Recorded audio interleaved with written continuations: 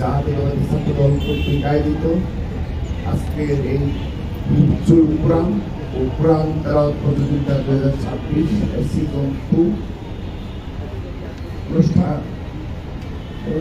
উপস্থিত রয়েছেন বাংলাদেশ জাতীয়তাবাদী ছাত্রদল কেন্দ্রীয় সংসদের বিপ্লবী সাধারণ সম্পাদক জনাব নাসির নাসির, সংগ্রামী সিনিয়র যুগ্ম সাধারণ সম্পাদক শ্যামল মালন সহ ছাত্রদল কেন্দ্রীয় সংসদের সকল নেতৃবৃন্দ।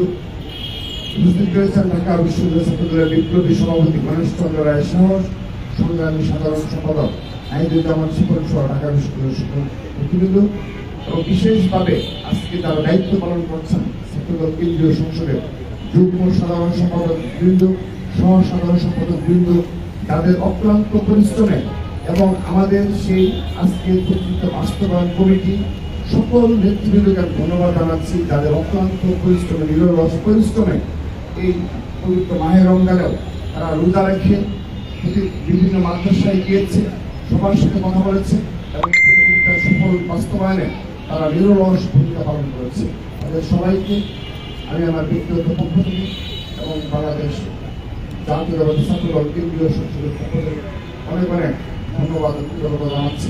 সেই সাথে বিশেষভাবে ধন্যবাদ জানাচ্ছি ছাত্রদল কেন্দ্রীয় সংসদের বিপ্লবী দপ্তর সম্পাদক সহসভাপতি কর্মকর্তা জাহাঙ্গীর আলম, সহ দপ্তর আরিফ ইসলাম আরিফ এবং সহ দপ্তর নাজমুল সিদ্দিক এবং ঢাকা বিশ্ববিদ্যালয়ের সংগ্রামী প্রচার সম্পাদক তানভীর।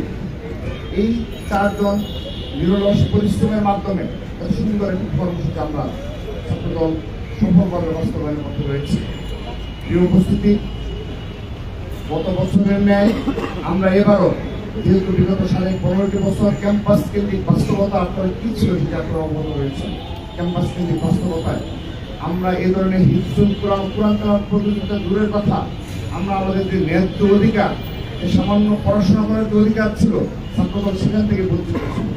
তো সে কারণে আমরা 5 আগস্টের পরে প্রথম যখন এই পেয়েছি তখনই আমরা আমাদের শহীদ রাষ্ট্রপতি জিয়াউর রহমান এবং দেশনেত্রী বেগম খালেদা জিয়ার সময়ে এ ধরনের প্রতিযোগিতা চালু ছিল।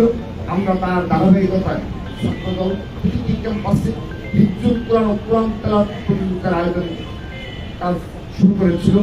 তো আল্লাহর রহমতে, আল্লাহর অশেষ সহমতে আমরা দ্বিতীয়বারের মতো সফলভাবে আমরা আজকের এই হিফজুল কুরআন তেলাওয়াত প্রতিযোগিতা শুরু প্রাথমিক পর্ব বাছাই পর্ব শুরু করতে পেরেছি।